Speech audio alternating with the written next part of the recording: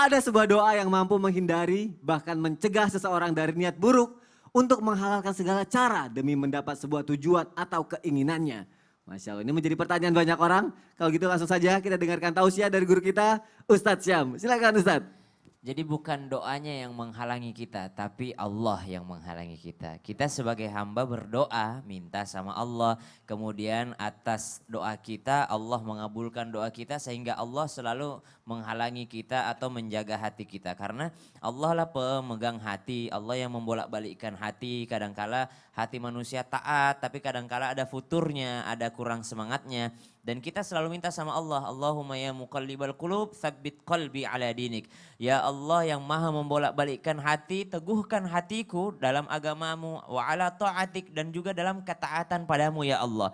Karena yang namanya manusia itu kecenderungan untuk berbuat salah pasti ada. Namanya manusia pasti ada, insan mahalul khata' wan nisyan. Pasti akan dia berbuat salah ataupun berbuat khilaf. Makanya ada doa dalam surah Al-Baqarah di akhir itu, Rabbana la tu'akhidna in nasina aw akhta'na. Jadi kita belum melakukan kesalahan, kita sudah minta ampunan sama Allah. Ya Allah, jangan kau hukum kami atas sesuatu yang kami lupa atau sesuatu yang kami khilaf dalamnya. La tu'akhidna in nasina aw akhta'na. Jadi sebenarnya Allah ini sangat sayang kepada umat Rasulullah Sallallahu Alaihi Wasallam. Dikasih doa khusus gitu, belum berbuat salah aja udah mau dimaafkan sama Allah Subhanahu Wa Taala. Maka usaha kita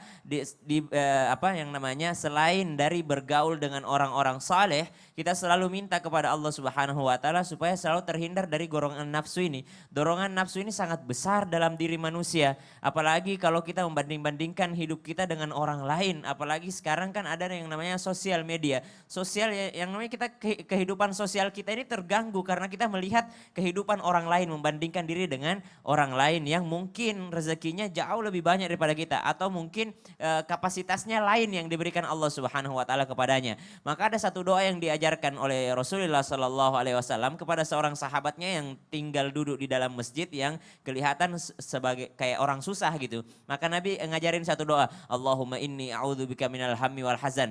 Baca doa ini, ya Allah aku berlindung kepadamu daripada segala macam kesedihan. Wa a'udzubika minal ajazi wal kasal, daripada kelemahan dan juga kemalasan. Wa a'udzubika minal jubni wal bukhl, ya Allah aku berlindung kepadamu daripada sifat kikir. Wa a'udzubika min ghalabatid daini wa qahrir rijal, ya Allah aku berlindung kepadamu daripada kesewenang-wenangan orang lain yang punya piutang gitu. Artinya Nabi mengajarkan doa supaya dia nggak males gitu.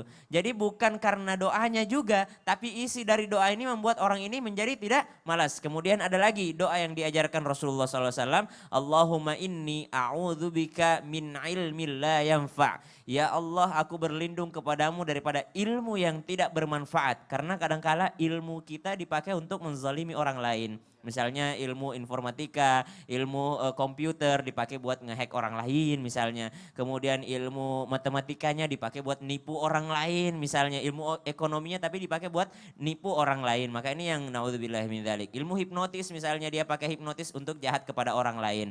Kemudian wamin nafsil la tashba'. Ini yang paling penting. Wamin nafsil la tashba'. Dan daripada hawa nafsu yang tidak pernah merasa cukup atau merasa puas. Ustadz, Gitu. kalau baca doa itu baiknya pas kapan sih Ustadz? Kapan aja, berdoa itu kapan aja sebenarnya. Tapi komunikasi yang paling dekat dengan Allah adalah ketika dalam sholat.